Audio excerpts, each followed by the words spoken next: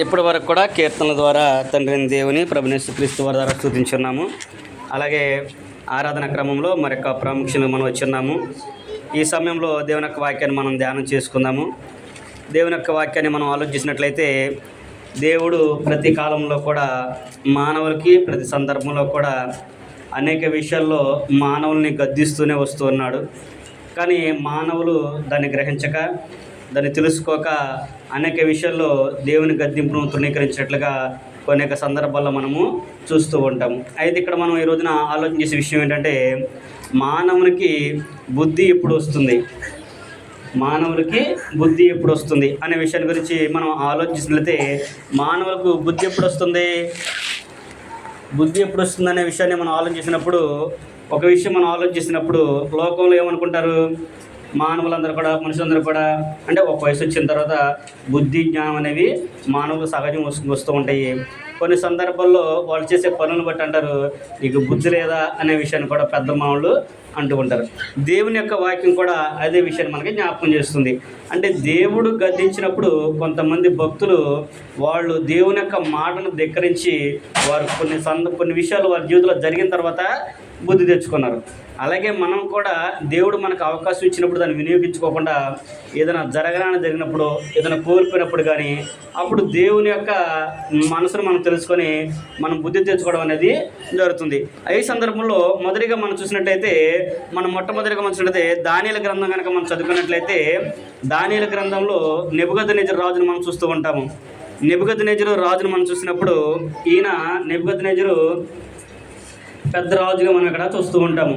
అక్కడ రాజును మనం చూసినప్పుడు ఆయన ఏం చేశాడు ఇక్కడ అనేది మనం ఆలోచించినట్లయితే, దానియేలు గ్రంథము 4వ అధ్యాయం కనుక మనం చదువుకున్నట్లయితే, 4వ అధ్యాయంలో మనం చూసినట్లయితే ఇక్కడ దానియేలు విషయంలో కొన్ని గొప్ప సంఘటనలు జరుగుతూ ఉంటాయి.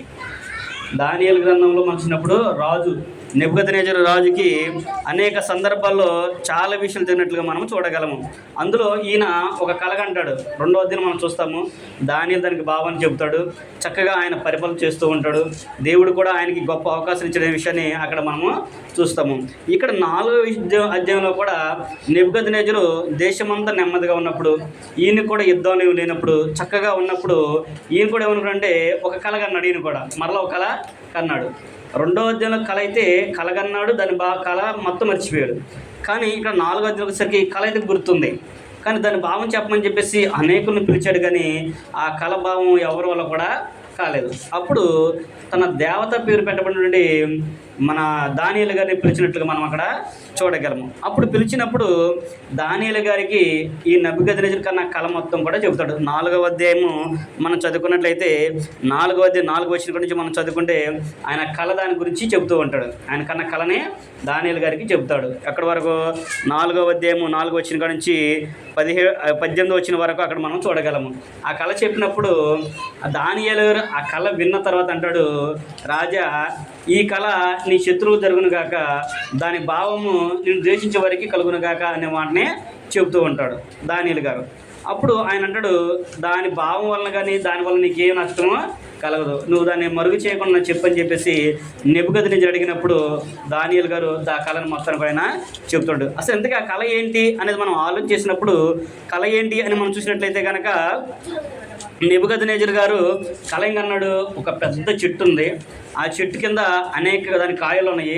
దాని కింద అనేక పక్షులు వస్తున్నాయి, పశువులు వస్తున్నాయి, మనుషులు కూడా ఆ చెట్టు కింద విశ్రమిస్తున్నట్లుగా కూడా మనము చూడగలము. నెబుకద్నెజరు చూస్తున్నప్పుడు అలా జరుగుతూ ఉన్న సందర్భంలో ఒక దేవదూత అకస్మాత్తుగా వచ్చి ఆ చెట్టుని కొట్టివేయమంటాము, దాని కింద ఉన్న వాటన్నిటి కూడా తోలివేయమంటాము, ఆ పళ్ళన్నిటి కూడా పారేయమని చెప్పడం అనేది నెబుకద్నెజరు కళ్ళలో చూసినప్పుడు ఆయనకి భయం వేసి ఆయన దీన్ని చెప్పినట్లుగా మనము చూడగలము. చూసినప్పుడు ఇక్కడ ఎందుకు వచ్చింది ఆ కళ అనేది మనం అక్కడ ఆలోచించేయాలి.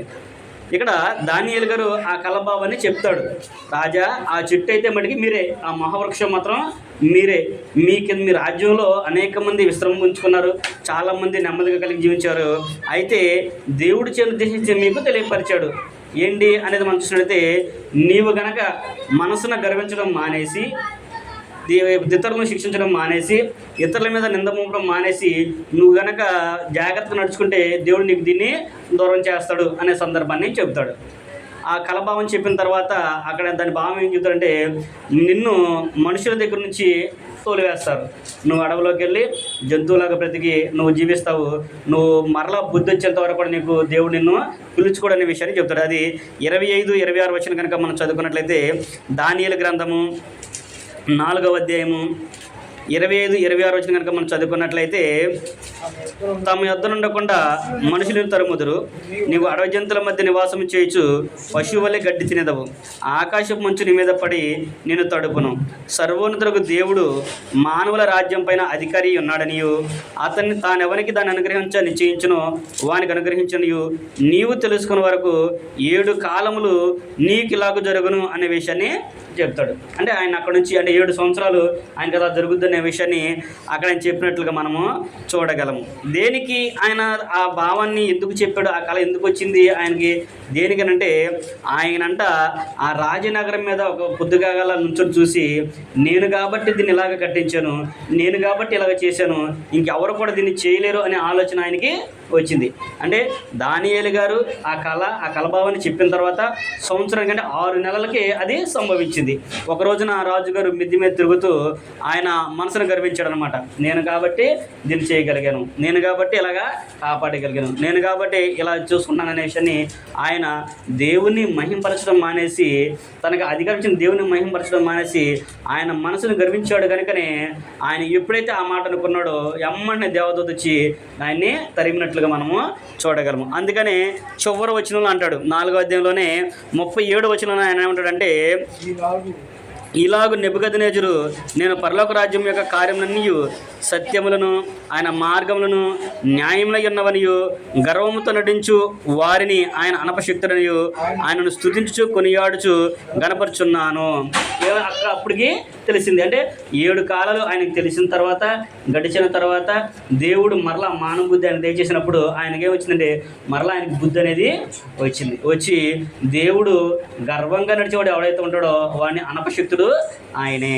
రాజుల మీద రాజు నియమించేది ఆయనే. ఈ 4వ అధ్యాయం మొత్తం కూడా మనం చదువుకుంటే దేవునికి ఉన్న శక్తిగణాలన్నీ కూడా దానియేలు గారు నెబుకద్నెజరు యొక్క మాటలో మనము చూడగలము. అందుకని మానవునికి ఎప్పుడు బుద్ధి వచ్చిందంట ఆయనకి, ఆయన తన యొక్క హృదయం అంతా పోగొట్టుకున్న తర్వాత ఆయనకి బుద్ధి అనేది వచ్చింది.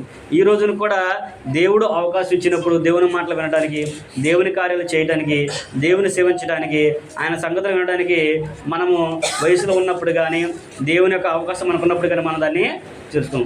ఎప్పుడో అంత అయిపోయిన తర్వాత లేదా వెళ్దాంలే అనుకునే ఆలోచన వచ్చి ఎప్పుడుకో మనకి ఏమైనా జరిగినప్పుడు మనం వచ్చే ఆలోచనలు కొంతమంది చేస్తూ ఉంటారు. కనుక మనం కూడా ఆలోచన కలిగి మనకి దేవుడు అవకాశం ఇచ్చినప్పుడే దాన్ని వినియోగించుకోవాలనేది దేవుని యొక్క వాక్యం మనకి తెలియపరుస్తుంది. రెండో విషయం మనం ఆలోచన చేసినట్లయితే, అలా మనం రెండో విషయం చూసినట్లయితే ఇక్కడ ఆయన హృదయాన్ని గర్వించాడు కాబట్టి నెబుకద్నెజరుకి బుద్ధి అనేది దేవుడు తెప్పించాడు. రెండో విషయం ఏంటంటే శరీర బలాన్ని బట్టి, అంటే ఒక వ్యక్తి నాకు బలం ఉంది, నాకు అండ ఉంది, నాకు ధనం ఉందని చెప్పేసి ఎవరైనా గర్విస్తే వాడికి కూడా దేవుడు బుద్ధి అనేది చెప్పిస్తాడు అనే విషయాన్ని కూడా ఇక్కడ మనము చూడగలము. న్యాయాధిపతుల గ్రంథంలో కనుక మనం చదువుకున్నట్లయితే న్యాయాధిపతుల గ్రంథంలో 16వ అధ్యాయం మనం చూస్తూ ఉంటాము. ఎక్కడ ఎవరు ఆయన కనిపించిందంటే సంసోను మనం చూస్తాము. సంసోను ఇశ్రాయేలులకి దేవుడు న్యాయాధిపతిగా ఆయన్ని నియమించాడు. న్యాయపతిగా ఆయన నియమించి ఇశ్రాయేలందరికీ కూడా ఆయన ద్వారా ఫిలిష్తీయుల నుంచి విమోచన కలిగించాలని చూసినప్పుడు ఆయన కొన్ని సందర్భాల్లో గర్వించినట్లు కూడా మనము చూడగలం. అలాంటి సంసోను గారిని ఫిలిష్తీయులందరూ కూడా పట్టుకున్నట్లుగా మనము చూడగలము. ఏం ఆలోచించాడు ఆయన? తనకున్న బలాన్ని బట్టి, తనకున్న శక్తిని బట్టి ఆయన గర్వించినట్లుగా మనము చూసినప్పుడు ఆయన ఒక స్త్రీ ద్వారా మోసపరచబడి స్త్రీ వలలో పడి తనకి ఉన్నటువంటి బలాన్ని రహస్యాన్నంతా కూడా చెప్పినప్పుడు ఆ బలాన్నంతా కూడా ఆయన పోగొట్టుకుంటాడు.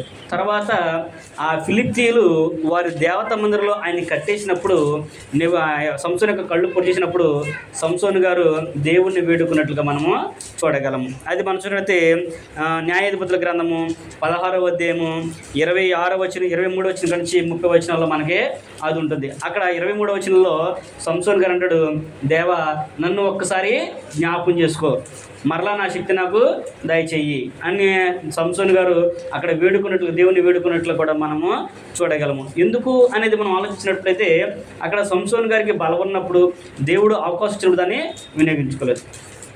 ఆయన తన హృదయాన్ని ఇది చేసినప్పుడు తను చేయకూడని ఆయన దేవుడు చెప్పాడు కూడా, నీవు నాజూరు చేయబడినవాడు కాబట్టి నీ తల మీద మంగళకత్తి అనేది రాకూడదు, ద్రాక్షరసం అనేది నువ్వు ముట్టకూడదు అనే విషయం చెప్పినప్పుడు సంసోను వీటన్నిటిని కూడా మర్చిపోయి వేసితో జీవించడము, తన రహస్యం అంతా కూడా ఆమెతో చెప్పడము, తన జీవితాన్ని, తన శక్తిని, తన బలాన్ని కోల్పోవడం అనేది మనము చూడగలము. అంటే దేవుని సేవకుడిగా ఉండాల్సిన ఆయన, న్యాయాధిపతిగా ఉండాల్సిన ఆయన ఏంటంటే లోకరీతిగా ఆయన నడుచుకున్నాడు. అప్పుడు దేవుడు తన బలమంతా పోగొట్టినట్లుగా మనము చూడగలము. అప్పుడు మరలా ఆయన దేవుని వేడుకోవటము, మరలా ఒకసారి నేను జ్ఞాపకం చేసి చెప్పినప్పుడు ఆ గుడి మీద ఉన్న మా గుడికి మూల స్తంభం ఏదైతే ఉందో దాని దగ్గర కట్టేసినప్పుడు దేవుని వేడుకున్నప్పుడు మరలా నాకు ఒకసారి బలం తెప్పించాయా, నీళ్లతో పాటు నేను కూడా చనిపోతానని చెప్పి సంసోను గారు వేడుకున్నప్పుడు దేవుడు మరలా ఆయన జ్ఞాపకం చేసుకొని మరలా ఆయన శక్తినిచ్చినప్పుడు ఆ గుడిని పడగొట్టం గల స్తంభాలన్నిటిని తోసేయగలనే సంసోను గారితో పాటు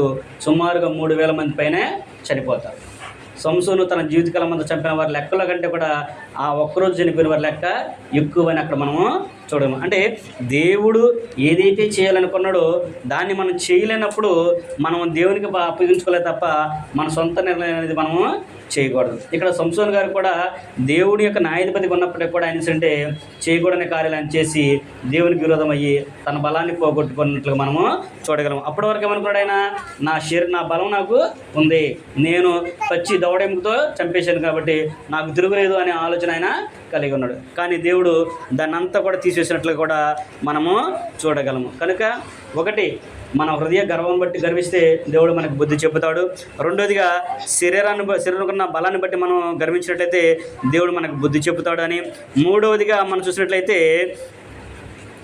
కనుక మనం ఆలోచిస్తే మార్గములు తప్పినప్పుడు, అంటే ఒక క్రైస్తవుడిగా దేవుని పిల్లలుగా ఒక విశ్వాసిగా మనం ఉన్నప్పుడు దేవుని మార్గంలో మనం నడుచుకోవాలి. కాకుండా దేవునికి విరుద్ధమైన కార్యం మనం చేసామనుకోండి, దేవుడు ఇతరుల ద్వారా మనకు బుద్ధి అనేది చెప్పేస్తాడు, ఇతరుల ద్వారా మనకు బుద్ధిని చెప్పేస్తాడు. అంటే క్రైస్తవులమైన మనము దేవుని పిల్లలు తగినట్లుగా లేదనుకోండి, ఆయన ఎవరి ద్వారా అంటే అన్యుల ద్వారా బుద్ధి చెప్పేస్తాడు అనమాట. మనకి ఉదాహరణ చెప్పాలంటే అన్యుల ద్వారా మనకి బుద్ధిని చెప్పేస్తారు, లేదంటే చిన్నపిల్లల ద్వారా మనకి బుద్ధిని చెప్పేస్తాడు. దాన్ని మనం ఆలోచన చేసినట్లయితే సంఖ్యాకాండంలో కనుక మనం చూసినట్లయితే ఇక్కడ బారాకు బిలాము అనే ఇద్దరు వ్యక్తులు మనం చూడగలము. ఏం చేశారు, ఆయన ఇశ్రాయేలుని చెప్పించడానికి బారాకు బిలాముని పిలిపించుకున్నట్లుగా మనము చూడగలము. దేవుడు ఏమన్నాడు, ఇశ్రాయేలీలు ఆశ్రయించబడిన వారు, ఆరిను అసలు చెప్పించడానికి వీలు అనేది లేదు అంటాడు. కానీ బిలాము బోళ్ళంత ధనాన్ని, అంటే డబ్బుని ఆయనకి ఆశ చూపించి, డబ్బే కాకుండా నీకు గౌరవాన్ని కూడా ఇస్తాననే విషయాన్ని అక్కడ బిలాము బాలాకు చెప్పినప్పుడు ఆయన ఏమంటాడు, ముందేమన్నాడు, నీ ఇంటికి బంగారం వచ్చినా కానీ నేను అది చేయను, దేవుడు వద్దన్నాడు కాబట్టి నువ్వు వెళ్ళిపో అన్నాడు. కానీ మరలా ఆయన రెట్టింపు ఘనతను ఇచ్చినప్పుడు ఆయన బిలాకి ఏం చేశాడంటే ఆయన దాని కొరకు ఆశపడి, ఈ రాత్రి నువ్వు ఇక్కడ ఉండు, నేను దేవుణ్ణి వేడుకుంటాను, ఒకవేళ ఆయన ఏమన్నా మారుతాడేమో అనే విషయాన్ని ఆయన చెప్పాడు. అంటే దేవుడు మాట మార్చేవాడా? దేవుడు ఏమన్నా మన విషయంలో ఆయన ఏమన్నా ఆలోచనలు మార్చుకునేవాడిగా ఉన్నాడా? లేదు. దేవుడు ఒక ఆలోచన చెప్పాడంటే ఆ ఆలోచన స్థిరము. అక్కడ మనం చూడగలము. బిలాము ఇశ్రాయేలుని శపించొద్దు, వారు ఆశించబడిన వారని ఎలాగైతే చెప్పాడో, ఈయన శపించడానికి బయలుదేరినప్పుడు కూడా ఈయన 2 సార్లు అలాగే చేసినప్పుడు ఆయన ఏమనుకున్నాడంటే ఈయనకి ఎలా కాదు, ఈయనకి బుద్ధి చెప్పించాలనే ఆలోచన దేవుడు కూడా కలిగి ఉన్నట్లుగా మనం చూడగలము. సంఖ్యాకాండము 22వ అధ్యాయంలో కనుక మనం చదువుకున్నట్లయితే, సంఖ్యాకాండము 22వ అధ్యాయము 28వ వచనం కాడి నుంచి మనం చదువుకుంటే అక్కడ అప్పుడు యెహోవా ఆ గాడిదకు వాకునిచ్చెను, గనుక అది నీవు నన్ను ముమ్మారు కొట్టితివి, నేను నిన్నేమి చేసినని బిలాముతో అనగా, బిలాము నీవు నా మీద తిరుగుబడితివి, నా చేత ఖడ్గమున్న ఎడల నిన్ను చంపియుందునని గాడిదతో అనెను. అందుకు గాడిద, నేను నీ దానిని మొదలుకొని నేటి వరకు నీవు ఎక్కుచూ వచ్చిన నీ గాడిదను కానా, నేను ఎప్పుడైనా నీకు ఇట్లు చేయటద్దా అని బిలాముతో అనగా అతడు లేదు నేను.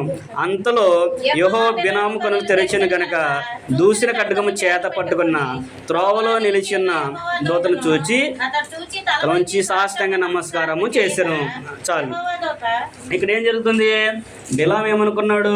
వారిని శపించడానికి బయలుదేరినప్పుడు దేవుడు అక్కడ గార్ధపాముకి వాక్ ఇచ్చినట్లుగా మనము చూడగలము. అంటే గాడిదకు దేవుడు తన వాక్ని ఇచ్చాడు. ఆయన గాడిద మీద ఎక్కువ వెళ్తున్న సందర్భంలో ఆ సందులోకి వెళ్ళినప్పుడు రెండేపుల గోడ ఉన్నప్పుడు దేవుడు తన దూతను పంపించినప్పుడు గాడిదకి చూసి ఆయన్ని గాడిదని బిలం యొక్క కాలు మీద నొక్కినట్లుగా చూస్తే ఆయన కర్ర పెట్టి కొట్టినట్లుగా మనము చూడము. అప్పుడు గాడిద నోటి వాకుతో మాట్లాడినట్లుగా మనము చూస్తాము. అప్పుడు ఆయన మాట్లాడిన తర్వాత అప్పుడు ఎప్పుడు వచ్చిందంటే ఆయనకి ఖడ్గం పట్టుకుని ఉన్న దేవుని యొక్క దూత దారి నిలబడడం చూసి ఆయనకి బుద్ధి వచ్చినట్లుగా మనము చూడగలము. అంటే దీన్ని బట్టి మనం ఏం నేర్చుకోగలము అంటే క్రైస్తవులమైన మనము, దేవుని పిల్లలమైన మనము, విశ్వాసులమైన మనము చేయకూడని కార్యాలు మనం చేస్తూ ఉన్నప్పుడు అన్యులు కానివ్వండి, పిల్లలు కాని ఎవరిని అడిగితే దానికి మనం సమాధానం చెప్పగలమా? చెప్పలేము. దేవుడు వద్దన్నది మనకెందుకు? దేవుడు చేయొద్దు అన్నది మనం చేయడానికి అవకాశం లేదు. అక్కడ ఆయన ఏమన్నాడంటే ఇశ్రాయేలుని మీరు శపించొద్దు, వాళ్ళు ఆశించబడినవాడని చెప్పాడు. కానీ ఈయన ఏం చేస్తున్నాడు?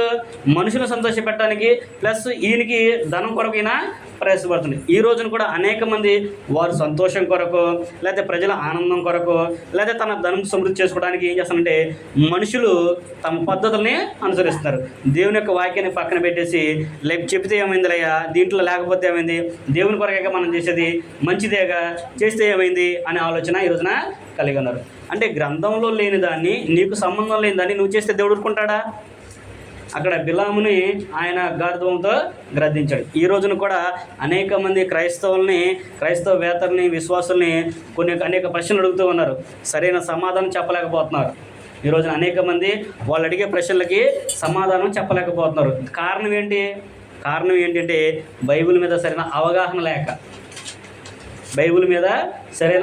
అవగాహన లేక ఇది ఎవరికి సంబంధించింది, ఏ కాలానికి సంబంధించింది, క్రైస్తవులు ఉన్న మనకి ఏది వర్తించింది అనే విషయం ఈ రోజులో చాలామందికి ఇది తెలియదు.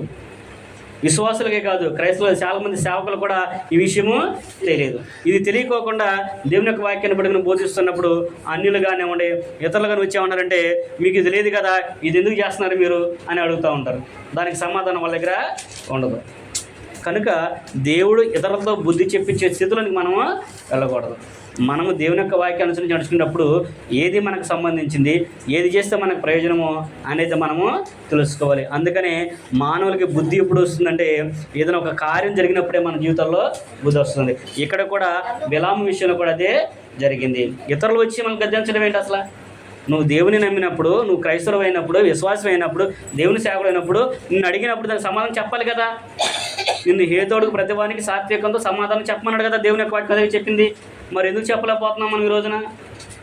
ఎందుకు చెప్పలేకపోతున్నారంటే మనం నమ్మిన దానికి ఆధారము లేదు, నువ్వు చేసేదానికి రుజువు లేదు కాబట్టి ఈ రోజున అనేక మంది క్రైస్తవులు దేవునికి వ్యతిరేకులుగా అవుతున్నారు. అందుకని దేవుడు కూడా వారి పట్ల బాధపడుతున్నాడే తప్ప వారిని బట్టి సంతోషించే అవకాశం అనేది లేదు. ఉదాహరణకి నోవాహు ఓడ ఉంది ఆది కాండలో. ఆ ఓడను కట్టమని ఎవరికి చెప్పాడు? నోవాహు చెప్పాడు. నీకు సంబంధం ఏంటి? ఈ రోజున నేను ఓడను కడతానంటే ఎట్ట కుదిరిద్దా? నువ్వెవరు, ఆయన ఎవరు? అవునా కదా? అది ఒక వ్యక్తిగా మనం ఆలోచన చేయాలి. అలాగే దావీదు వినండు. ఈ రోజున దావీదు వలె నాట్యం ఆడతాను, తంబర పట్టుకుంటాను, సితారా పట్టుకుంటాను ఆడుతాడు. చాలామంది ఈ రోజున వాటి గురించి ఆలోచించి అనేకమైన వివాదాలు పెట్టుకుంటున్నారు. మరి దానికి సరైన సమాధానం చెప్పగలరా? ఈ రోజున క్రైస్తవులుగా క్రొత్త నిబంధన ప్రకారం మనకు ఆ అధికారము లేదు. ఆమోసు గ్రంథంలో దేవుడు ముందుగానే తెలియపరిచాడు. దావీదు వలె పిచ్చి పాటలు పాడి నా సన్నిధికి మీరు రావద్దు అనే విషయాన్ని చెప్పాడు. అది ఎవరికి సంబంధించింది? దావీదు ఎవరు? ఇశ్రాయేలీయుడు. ఆయనకి నీకు సంబంధం ఏంటి, మనకు సంబంధం ఏంటి? ఆయన చేసినట్టు నువ్వు చేయాలని కుదిరిద్దా? ఆయన ఏం వాయించాడు? 150 కీర్తనలు చెప్తాడు. తంబోర, సీతారా, మృదంగము అవన్నీ పట్టుకుని వాయించాడు. నువ్వు వాయిస్తావు ఈ రోజున? అవన్నీ పట్టుకోగలవా? అదేమని చెప్తే మీకు తెలియదు అనే ఆలోచన ఈ రోజున అనేక మంది చెబుతూ ఉంటారు. కానీ వాస్తవాన్ని బైబిల్ మనకే తెలియపరుస్తుంది. మనం చదువుకుంటే అందులో ఉన్న మర్మాలు మనకే తెలుస్తాయి. కనుక ప్రతి విషయంలో కూడా ఇతరుల ద్వారా మనం బుద్ధి చెప్పుచున్నట్లుగా ఉండకూడదు. దేవుని యొక్క వాక్యాన్ని బట్టి మనమే తెలుసుకొని మారాలి అనే విషయాన్ని కూడా దేవుని యొక్క వాక్యం మనకి వివరిస్తుంది. నాలుగోదిగా మనం చూసినట్లయితే మానవునికి బుద్ధి ఎప్పుడు వస్తుందంటే తప్పిపోయిన కుమారుడు విషయంలో జరిగిన సంఘటన కూడా మనకి ఒక ఉదాహరణగా ఉంది. లూకా సువార్త 15వ అధ్యాయము 17 కనుక మనం చదివినట్లయితే ఆయనకి ఇప్పుడు బుద్ధి వచ్చిందంటే తప్పిపోయిన కుమారుడికి తండ్రితో ఉన్నంతకాలం ఆయనకేమీ తెలియలేదు. ఇంట్లో సమృద్ధిగా తల్లిదండ్రులు అన్నీ పెడుతున్నారు. రాజకుమారుడుగా ఉన్నాడు, ఆయన సుఖభోగాలు అనుభవిస్తూ ఉన్నాడు, ఆయనకి పనివారు ఉన్నారు, అన్నీ కూడా సమృద్ధిగా ఉన్నవి. కానీ ఒకరోజు నా తండ్రితో గొడవ పెట్టుకొని నా ఆస్తులు నా వాడ నాకు ఇమ్మని చెప్పేసి తీసుకొని ఆయన దూరదేశం వెళ్ళిపోయి ఆయన దుర్వ్యాపారం వలన, ఆ గ్రంథం అక్కడ చదువుకుంటే దుర్వ్యాపారం వలన అనే విషయాన్ని అక్కడ చెబుతూ ఉంటాడు. దుర్వ్యాపారం చేసి తన ఆస్తి అంతా కూడా పోగొట్టుకున్న తర్వాత పందులు మెసే పుట్టు దగ్గరికి వెళ్ళి ఆ పందులు మెసే పుట్టు తింటూ ఉన్నప్పుడు ఆయనకి ఆలోచన వచ్చింది, నా తండ్రి అంట అనేక మంది పనివారు ఉన్నారు, నేను అక్కడికి వెళితే కనీసం నాకు సమృద్ధిగా భోజనం దొరికింది కదా అనే విషయాన్ని ఆయన కలిగి ఉన్నాడు. అప్పటి వరకు ఎలాగున్నాడు? దేవుని అంటే తను రాజకుమారుడుగా ఉన్నాడు, రాజు యొక్క కుమారుడు కాబట్టి రాజుగానే ఉన్నాడు. కానీ ఎప్పుడైతే తన యొక్క ఆలోచనలను బట్టి, తన నడవడికను బట్టి తన మనసును మార్చుకున్నాడో అప్పుడు ఆయన తన హృదయాన్ని గర్వించుకున్నాడో, నా సొంతగా ఉంటే నేను చక్కగా బ్రతకొచ్చు కదా, హ్యాపీగా జీవించవచ్చు, జలసాగా బ్రతకొచ్చు అని ఆయన అనుకున్నాడు. వెళ్ళాడు, మొత్తం కూడా పోగొట్టుకున్నాడు. చివరికి పందుల వేసే పుట్టు తెప్పించేసరికి ఆయనకి బుద్ధి వచ్చింది. అలాగే ఈ రోజున కూడా దేవుడు మనకు అవకాశం ఇచ్చినప్పుడు దేవుని యొక్క నియమాలు బట్టి మనం నడుచుకోవాలి, కానీ మనకు నచ్చినట్లు ఎప్పుడు కూడా ఉండకూడదు. నాకు నచ్చినప్పుడు నేను ప్రార్థనకి వెళ్తా, నాకు నచ్చినప్పుడు నేను ఆరాధన చేస్తా, నాకు నచ్చితే నేను చదువుకుంటా, నాకు నచ్చకపోతే నేను మానేస్తాను ఎప్పుడు కూడా మనము ఆలోచన చేయకూడదు. దేవుని యొక్క వాక్యము ఏమని తెలియపరుస్తుందో ఆ విధంగా మనము ఆలోచన కలిగి ఉండాలి. దేవుడు ఒక నియమాన్ని నియమించాడు, ఆ నియమం ప్రకారం మనము ఆలోచించాలి. ప్రతి ఆదివారం సంఘంగా కూడుకోవాలని దేవుని యొక్క వాక్యం మనకి తెలియపరుస్తుంది. క్రొత్త నిబంధన ప్రకారం. పాత నిబంధన అయితే ఇశ్రాయేలుకి ధర్మశాస్త్రం ప్రకారం అయితే 7వ రోజు శనివారం విశ్రాంతి దినము, అది వాళ్ళు కూడుకునేవాళ్ళు. కానీ క్రొత్త నిబంధన ప్రకారం క్రైస్తవులు ప్రతి ఆదివారం కూడా కూడుకోవాలి. ఆదివారం అని అంటే ఏ ఆదివారం అని ఇప్పుడు బ్యాంక్కి వెళ్తాం మనం, శనివారం సెలవు అని అంటాడు, ఆదివారం సెలవు అంటాడు. ఏ శనివారం ఏ ఆదివారం? Second Sunday. అక్కడ సెకండ్ సండే అంటే ప్రత్యేక రాస్తారు, కానీ శనివారం అంటే ప్రతి శనివారం ఎప్పుడు వస్తే అప్పుడు సెలవే. ఆదివారం సెలవు అంటాడు. ఏ ఆదివారం అంటే మొదటి ఆదివారం, రెండో ఆదివారం కాదుగా, ఏ వారం సంవత్సరంలో ఎన్ని ఆదివారం ఉంటే ప్రతి ఆదివారం సెలవే, అంతేనే కదా. ఆదివారం సెలవు అని ఉంది. ఏ ఆదివారం అడుగుతూ సరిపోద్దా? ఆదివారం సెలవు కాబట్టి ఆదివారం సెలవే. సంవత్సరంలో ఎన్ని ఆదివారాలు అయితే అన్ని ఆదివారాలు సెలవే. మరి దేవుని వాక్యం అదేగా మనం తెలియపరుస్తుంది. కాబట్టి మనము ఆలోచన చేయాలి. వాక్యానికి విరుద్ధంగా మనం జీవిస్తే దేవుడు మనల్ని అంగీకరించడు అనేది కూడా దేవుని యొక్క వాక్యం మనకి తెలియజేస్తుంది. కనుక మనము దేవుడు మనకి ఈ రోజున చాలామందికి చాలా తెలివిచ్చాడు. మనకు బుద్ధి జ్ఞానం చాలా ఎక్కువ. మనకి బుద్ధి జ్ఞానం మనకి ఈ లోకంలో ఉన్నప్పుడు ఇప్పుడు ప్రస్తుతం ఉన్న వారికి చాలా ఎక్కువ. కానీ దేవుడు దేని కూడా ఉపయోగించాలనేది కూడా తెలియపరుస్తున్నాడు. ఇక్కడ వీళ్ళు కూడా నెబుకద్నెజరు ఏం చేశాడు? తన హృదయాన్ని గర్వించాడు. నేను కాబట్టి ఈ పని చేశాను, నేను కాబట్టి రాజ్యాన్ని కాపాడాను, నేను కాబట్టి వీళ్ళందరూ కూడా పాలించగలుగుతున్నాను, నేను కాబట్టి ఎంత పెద్ద దేశాన్ని కట్టగలిగాను అని చెప్పేసి ఆయన హృదయంలో గర్వించాడు. దేవుడు ఏమన్నాడు? అయ్యా, నేను లేకుండా నువ్వు ఎక్కడి నుంచి వచ్చావు, నీ హృదయం నన్ను గర్వించావు కాబట్టి నిన్ను ఎక్కడి నుంచి గిడ్డేస్తానని చెప్పేసి జనాల నుంచి అడవులోనికి ఆయన్ని నెట్టేశాడు. మానవుని యొక్క బుద్ధి పోయి పశువులాగా ఆయన జీవించాడు. తర్వాత మరలా ఆయన తెలుసుకున్నాడు, రాజులు నియమించేది ఆయనే, అధికారం ఇచ్చేది ఆయనే కాబట్టి, సర్వశక్తుడు ఆయనే కాబట్టి ఆయన తప్ప మనకి ఎవరు కూడా లేరని చెప్పేసి ఆయనకి మరలా మానవ బుద్ధి వచ్చినప్పుడు దేవుడు వేడుకున్నాడు. మరలా ఆయన రాజ్యాన్ని తన మంత్రులన్నింటినీ కూడా ఆయన దేవుడు వారికి ఇచ్చాడు. అలాగే రెండో విషయంలో కూడా శరీర బలము, అంటే ధనం ఉందని, బలం ఉందని, లేకపోతే అంగబలం అంటే అది ఉంటారు కదా, మాకు బంధుబలగం బాగా ఉందని అనుకుంటారు కదా, ఆ బలం ఉందని మనం గర్వించి దేవుని యొక్క మాటలను తిరస్కరించామనుకోండి, దేవుడు కూడా మనకి బుద్ధిని చెబుతాడు. సంసోను కూడా అలాగే అనుకున్నాడు. చివరాఖరికి తన బలమంతా ఉడిగిపోయి బందీగా ఫిలిప్తుల దగ్గర పడిపోయాడు. చివరికి చనిపోతాడు కూడా, ఇక లాస్ట్ అది చనిపోయాడు కూడా. కాకపోతే దేవుణ్ణి వేడుకున్నాడు. ఆయన మరలా ఒకసారి ఆయన మీద జాలిపడి మరలా తన బలాన్ని ఇచ్చినప్పుడు అనేక మందిని శత్రువులను చంపి ఆయన కూడా చనిపోయినట్లుగా మనము చూడాలి. అంటే చచ్చిన తర్వాత ఆయనకి చావు దగ్గరికి వచ్చినాక బుద్ధి వచ్చింది. చాలామంది అంటారు, నీకు ఈ వయసు వచ్చినా నీకు బుద్ధి లేదా అంటారు. చావు దగ్గరికి వచ్చింది అయినా నీకు బుద్ధి రాలేదా అని అంటూ ఉంటారు మన పెద్దవాళ్ళు చాలామంది. అలాగే ఈయన కూడా అలాగే జరిగింది. మనం కూడా శరీర బలాన్ని బట్టో, లేకపోతే మనకి ఏదో ఇంకా బలం ఉందనో, లేదా ఇంకా మనకి ఏదో అధికారం ఉందనో మనం ఎప్పుడు కూడా గర్వించకూడదు. దేవుడు దాన్ని యథార్థంగా ఎంచడు అనే విషయాన్ని కూడా మనము చూడగలము. మూడవదిగా మనం చూసినట్టయితే అధికారాన్ని బట్టి ఇక్కడ బిలాము గారు కూడా అదే చేశాడు. ఆయన దేవుని యొక్క న్యాయాధిపతికి, ప్రవక్తగా న్యాయాధిపతికి ఆయన ఉన్నాడు. ప్రవక్త ఉండి ఆయన దేవుని యొక్క మాటలు ఆయన చెప్పాలి, కానీ ఆయన ఏంటంటే ధనం కొరకు ఆయన కూడా ఏంటంటే ఇశ్రాయేలుని శపించడానికి ఇదయ్యాడు. కానీ దేవుడు గార్ధబొమ్మతో బుద్ధిని ఆయనకి తప్పించాడు. అంటే పశువుతో ఆయనకి బుద్ధి చెప్పించాడు. అంటాం కదా, నీకంటే ఆ గుడ్డును ఏమంటారు కదా మనోళ్ళు, నీకంటే ఆ పశువును ఏమంటారు కదా, నిన్ను పెంచుకునే బదులు దాని మీద పోయి కదా నీళ్ళు పాలన్నా ఇచ్చేదని అంటూ ఉంటారు మనోళ్ళు. అంటారనరా? అంటే ఇక్కడ కూడా అక్కడ బిలాము విషయంలో కూడా అదే జరిగింది. అంటే దేవుడు కూడా మనల్ని ఆ విధంగా చూసి స్థితిలోకి మనము వెళ్ళకూడదు. మనము కూడా దేవుని పిల్లలుగా ఉన్నాం కాబట్టి దేవుని తగినట్లుగా మనము నడుచుకోవాలి. మనము ఇతరుల వల్లే కాకుండా దేవుని పిల్లలు తగినట్లుగా మనము నడుచుకోవాలి. వాళ్ళు చేస్తున్నారు కదా అని చెప్పి మనం ఎప్పుడు కూడా చేయకూడదు. మనం లోకం అంటూ ఉంటారు, నలుగురితో నారాయణ, కులంతో గోవింద అని అంటారు. నలుగురితో ఎప్పుడు కూడా మనం అలాగా ఉండకూడదు. నువ్వు క్రైస్తవుడి, నువ్వు లోపల ఎలా ఉండాలంటే జీవవాక్యం చేత పట్టుకుని జ్యోతి వల్ల మనం ప్రకాశిస్తూ ఉండాలి. నలుగురికి నువ్వు ప్రత్యేకంగా ఉండాలి, కానీ నువ్వు నలుగురు నువ్వు ఒకళ్ళలాగా ఉండకూడదు.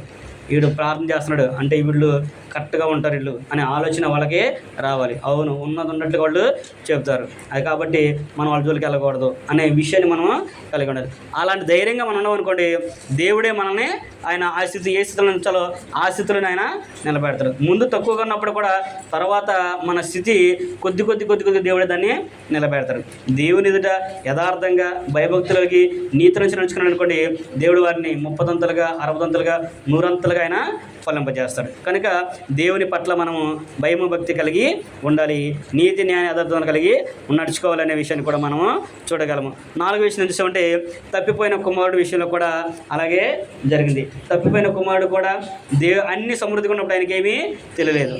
అన్నీ పోగొట్టుకున్న తర్వాత అప్పుడు దేవుని గురించి తెలిసింది. అంటే ఆరోగ్యం ఉన్నప్పుడు, డబ్బు ఉన్నప్పుడు, చక్కగా అందరూ ఉన్నప్పుడు మనకేం తెలియదు, దేవుని దగ్గరికి వెళ్దామనే ఆలోచన రాదు, ప్రార్థనకి వెళ్దామనే ఆలోచన రాదు, వాక్యం చెబుతున్న కదా ఎందామనే ఆలోచన రాదు. కానీ బలమంతా ఉడికిపోయిన తర్వాత అన్నీ అయిపోయిన తర్వాత చివరి కూర్చుండొచ్చా అప్పుడు అంటారు ప్రార్థనకి వెళ్తే బాగుంటుంది. ప్రార్థనకి వెళ్దామంటే ఏం చేస్తాం, వెళ్దామంటే మాకు సహకరించట్లేదు, మా బాడీ సహకరించట్లేదు అనే స్థితిలోనికి వస్తారు.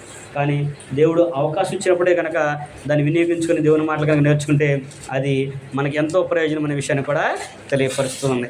అలాగే 5వదిగా తలుపులు మూయబడినప్పుడు దేవుడు తలుపులు కూడా మూసివేస్తాడు.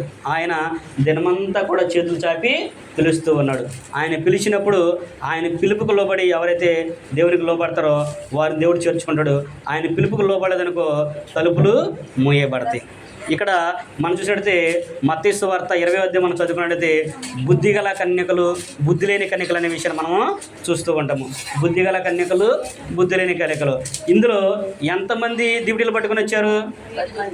10 మంది డ్యూటీలు పట్టుకొని వచ్చారు. 10 మంది సిద్ధపడి వచ్చారు. కానీ ఎంతమంది వెళ్ళారు?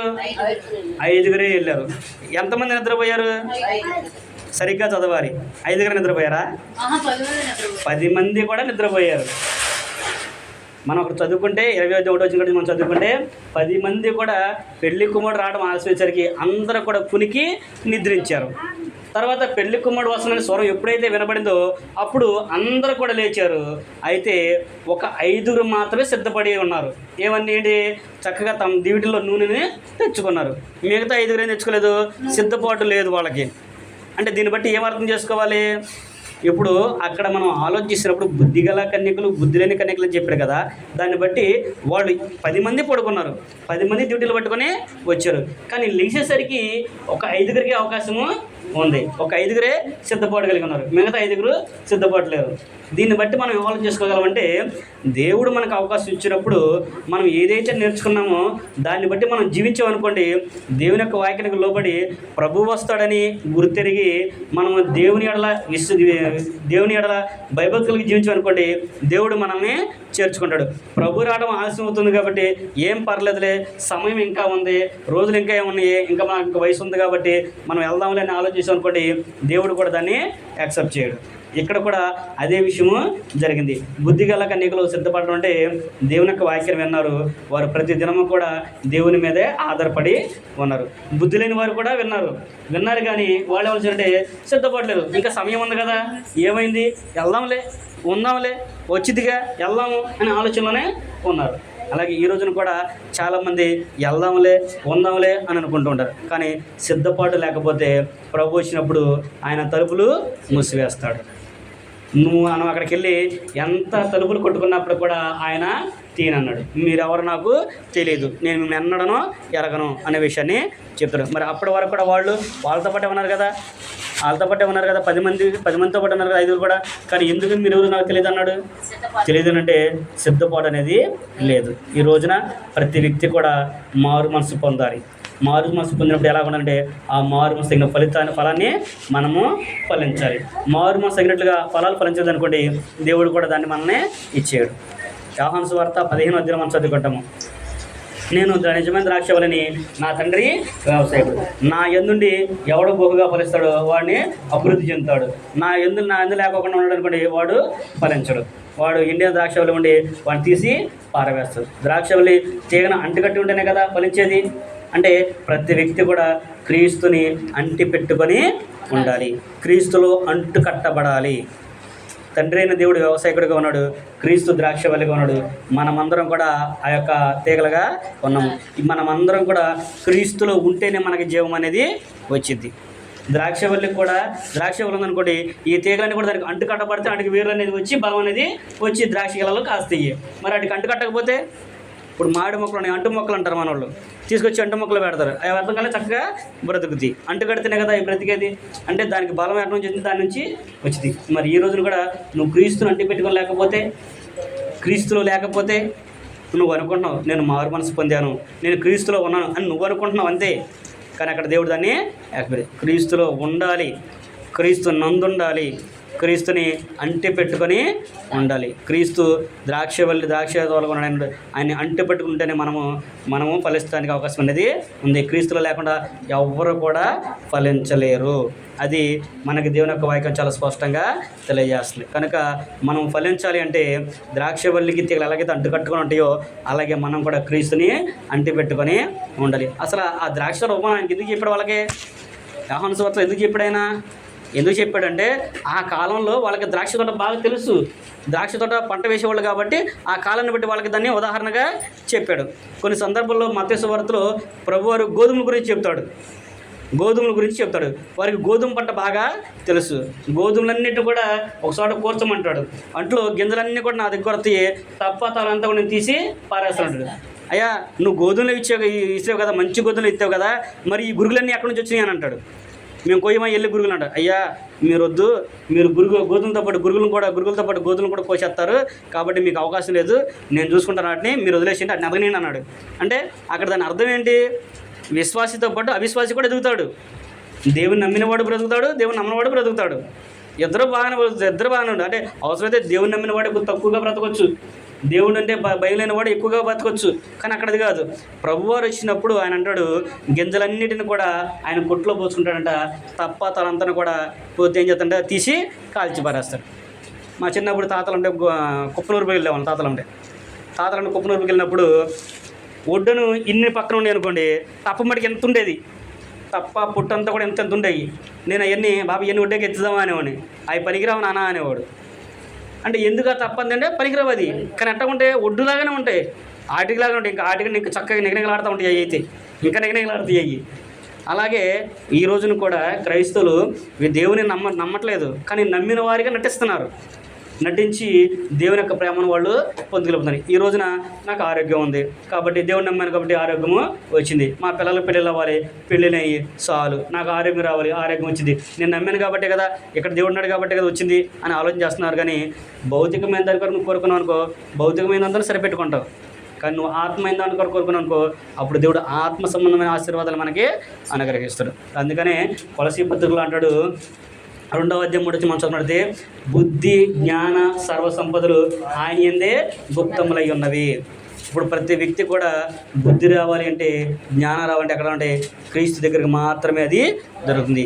క్రైస్తవులుగా క్రొత్త నిబంధన ప్రకారము ప్రతి వ్యక్తి కూడా క్రీస్తుని నమ్మాలి, క్రీస్తుని అనుసరించాలి, క్రీస్తులో అంటు కట్టబడాలి. ఎప్పుడైతే నువ్వు అలాగా అంటుకట్టి పడతావో, క్రీస్తు నందు ఉంటావో, అప్పుడు నీవు కూడా ఫలించేవారిగా నువ్వు ఉంటావు. అక్కడే ఆయన దగ్గరే బుద్ధి జ్ఞాన సర్వసంపదలు ఉన్నవి అనే విషయాన్ని కూడా అక్కడ ఆయన తెలియపరచుడు. అప్పుడు నువ్వు ప్రభువు దగ్గర అంటే క్రీస్తును అంటుకట్టుకున్నావు అనుకో, నువ్వు చేసే ప్రతి పనిని కూడా దేవుడు ఏం చేస్తాడంటే నీకు ఫలింప చేయడానికి క్రీస్తు ప్రభువు ముందు నీకు ఉంటాడు. కనుక మనము అన్ని విషయాల్లో కూడా అభివృద్ధి చెందాలి, అన్ని విషయాల్లో కూడా మనము దేవుని అనుసరించి నడుచుకోవాలనేది కూడా దేవుని యొక్క ఉద్దేశమై ఉన్నది అనే విషయాన్ని తెలియపరుస్తున్నాడు. క్రీస్తు అందడం అంటే ఆయన బోధని, ఆయన ఉపదేశాన్ని అంగీకరించడం అనే విషయాన్ని సామెతల గ్రంథము 5వ అధ్యాయంలో కనుక మనం చదువుకుంటే, సామెతల గ్రంథాలు కనుక మనం చూసినట్టయితే సామెతల గ్రంథకర్త మనకి తెలియపరుస్తూ ఉన్నాడు. సామెతల నా కుమారుడా నా జ్ఞాన ఉపదేశమును ఆలకింపము, వివేకము గల నా బోధకు చెవియొగ్గుము. ఏం చేయాలంటే అప్పుడు నీవు బుద్ధి కలిగి నడుచుకుందువు, తెలివిని బట్టి నీ పెదవులు మాట్లాడును. చాలండి. ఇక్కడ ఏమంటాడు, నా కుమారుడా నా జ్ఞానోపదేశము ఆలకింపము, వివేకం గల నా బోధకు చెవియొగ్గుము. దేవుని యొక్క మాటలు వినాలి, ఆయన వాక్యానికి మనం చెవినివ్వాలి. మనోళ్ళు ఈ చెవితో వింటారు, ఈ చెవితో వదిలేస్తారు. చెప్పారు ప్రభు, ఈ చెవితో వింటారు, ఈ చెవితో వదిలేస్తారు. తిమోతి పత్రిక పౌలు గారు అంటాడు, వారు దూరదా చెవులు గలవారే తమ స్వకీయ నాశనం కొరకు వారు బోధకుల్ని ఏర్పాటు చేసుకుంటారంట. అంటే ఒక ఆయన చెప్పాడు అనుకోండి, చాలా వినసొంపుగా ఉంటుందంట. దేవుని యొక్క అవసరం వాళ్ళకి చక్కగా కథలు చెప్తారు, కథలు చెప్పినప్పుడు చక్కగా నవ్వుకుంటారు, బాగుంటుంది. చెప్పిన గంట చెప్పినా కానీ నవ్విచ్చేస్తారు. ఆయన నవ్విగానే చక్కగా నవ్వేసి హ్యాపీగా ఇంటికి వచ్చేస్తారు. ఇంటికి వచ్చిన తర్వాత అమ్మ వెళ్ళారు గంట వెళ్ళాం, బాగా జరిగిందంట, వాక్యం చెప్పంటే బాగా చెప్పాడు అంటారు. ఏం చెప్పాడంటే ఏం చెప్పాడంటే చక్కగా కథలు చెప్పి వాళ్ళు అంటారు, చక్కగా దాన్ని తీసుకుని వస్తారు. అందుకని పౌలు గారు తిమోతితో ముందుగానే చెప్పాడు, వారు దోదచెలు గారు తమ స్వకీయ నాశనం కొరకు వారు పోగు చేసుకుంటారని. కానీ ఇక్కడ సొలొమోన్ గారు అంటున్నాడంటే సామెతల గ్రంథంలో ఆయన యొక్క వాక్యానికి మనము చెవినివ్వాలి, వివేకాలైన మాటలు మనము ఆలోచన చేయాలి. మనం ఆలోచన చేస్తేనే క్రీస్తులో ఉండడం అంటే ఏంటో మనకి అర్థమవుతుంది. క్రీస్తులో లేకపోతే మనం ఫలించలేము అనేది కూడా తెలుస్తుంది. ఒక వ్యక్తిని మార్చేది దేవుని యొక్క బోధ, క్రీస్తు యొక్క వాక్యము. ఆయన మాటల గురించి మనము వినాలి. ఆయన వాక్యాన్ని మనం వింటే మనకి దేవుని యొక్క మాటలు అంటే మనకి అర్థమవుతుంది. వాక్యంలోనే జీవం ఉంది అనే విషయాన్ని చెబుతున్నాడు. యోహాను సువార్తలో ప్రభువు అన్నాడు, నా యందు అంటే దేవుని వాక్యము నా మాటలో నిత్య జీవనాన్ని మీరు ఎరుగున్నారు కనుక వాటిని మీరు పరిశీలన చేస్తున్నారు అనే విషయాన్ని కూడా ప్రభువు చెప్పినట్లుగా మనము చూడగలం. ఆయన మాటల్లో జీవం ఉంది, దేవుని యొక్క వాక్యము జీవం కలిగింది కనుక ఈ జీవాన్ని కోరుకోవాలనేది అక్కడ ప్రభువారు కూడా మనకి తెలియపరిచాడు. చివరిగా 4వ అధ్యాయము 7వ వచనం చదువుకున్నాం. సామెతల గ్రంథంలోనే 4వ అధ్యాయము 7వ వచనం కనుక మనం చదువుకుంటే అక్కడ ఏమంటున్నాడంటే, జ్ఞానము సంపాదించుకున్నట్టయి జ్ఞానమునకు ముఖ్య అంశము, నీ సంపాదన అంత ఇచ్చి బుద్ధి సంపాదించుకునము. ఏమన్నాడు ఇక్కడ, జ్ఞానం సంపాదించుడే జ్ఞానానికి ముఖ్య అంశం అంట.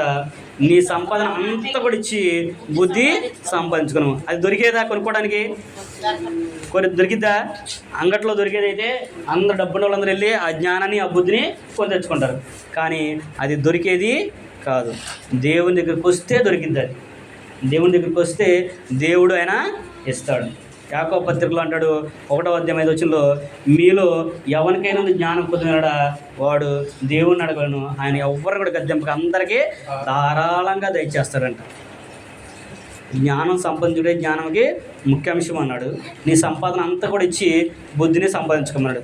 కానీ అలా దొరికేదైతే అందరూ కూడా కొనుక్కునేవాళ్ళు, అవకాశము లేదు. అందుకనే పౌలు గారు కొలసీ పత్రికలో చెప్పారు, చదువుకున్నాం కదా 2:3లో, బుద్ధి జ్ఞాన సర్వ సంపదలు ఆయన యందే గోప్యమై ఉన్నాడు. అంటే నీకు బుద్ధి కావాలన్నా, జ్ఞానం కావాలన్నా యాకోబు గారు చెప్పినట్లుగా దేవుణ్ణి మనము అడగాలి. ఆయన అడిగితే ఆయన ఎవరిని కూడా గద్దించడు. ఈయన డబ్బుండవాడా, డబ్బు లేనుడా, బలవంతుడా, బలహీనుడా, నల్లగా ఉండడా, తెల్లగా ఉండడా, ఎర్రగా ఉండడా అనేవి ఆలోచన చెడు. ఎవడైతే ఆయన యందు భయభక్తులు కలిగి ఆయన మీద ఆనుకొని ఉంటారో, ఆయన మీద విశ్వాసం ఉంచుతారో, ఆ దేవుణ్ణి అడుగుతారో, దేవునికి మొరపెడతారో, ఆయన కంపల్సరీగా ఆయన అందరికి కూడా ఇస్తాడు. ఎవరిని కూడా ఆయన గద్దించడు, ఆయన అందరికి ధారాళంగా దయచేయడం అని చెప్పేసి చెప్తున్నాడు. ఈ రోజున మనము కూడా మనకి ఏదైతే లోటు ఉందో దాన్ని దేవుణ్ణి మనం అడిగి తెలుసుకోవాలి. అయ్యా, నీ మార్గాన్ని గురించిన బుద్ధి నాకు దయచేయి, నీ వాక్యం తీసుకున్న జ్ఞానం నాకు అనుగ్రహించు, నీ మాటలు వెనకలిగే సామర్థ్యం నాకు దయచేయమని చెప్పేసి దేవుని కనుక మనం వేడుకుంటే ఆయన మనకి సమస్తాన్ని కూడా సమకూర్చి జరిగిస్తారనే విషయం దేవుని యొక్క వాక్యం మనకి తెలియపరుస్తుంది. ఇప్పటి వరకు కూడా మనం చూస్తుంటే మానవులకు బుద్ధి ఎప్పుడు వస్తుందంటే సర్వం కోల్పోయిన తర్వాత వచ్చిన వారు అనేక మంది ఉన్నారు. మధ్యలోనే కొంతమందికి బుద్ధి అనేది వచ్చింది, మారు మనసు అనేది పొందారు. అలాగే మనము కూడా దేవుడు అవకాశం ఇచ్చినప్పుడే మనం ఆలోచన కలిగి దేవుని యొక్క వాక్యాన్ని బట్టి బుద్ధి తెచ్చుకున్నట్టయితే దేవుడు మనకి బుద్ధి జ్ఞాన సర్వసంపదన్ని కూడా సమృద్ధిగా ఇస్తాడు అనే విషయాన్ని దేవుని యొక్క వాక్యం ద్వారా మీకు తెలియపరుస్తూ నాకు నేను తెలియపరచుకుంటూ ఈ మాటలతో ముగిస్తున్నాను. ఓపికన మీ అందరికి కూడా ప్రభు నామమున వందనాలు తెచ్చుకున్నాను. అందరికి కూడా వందనాలు.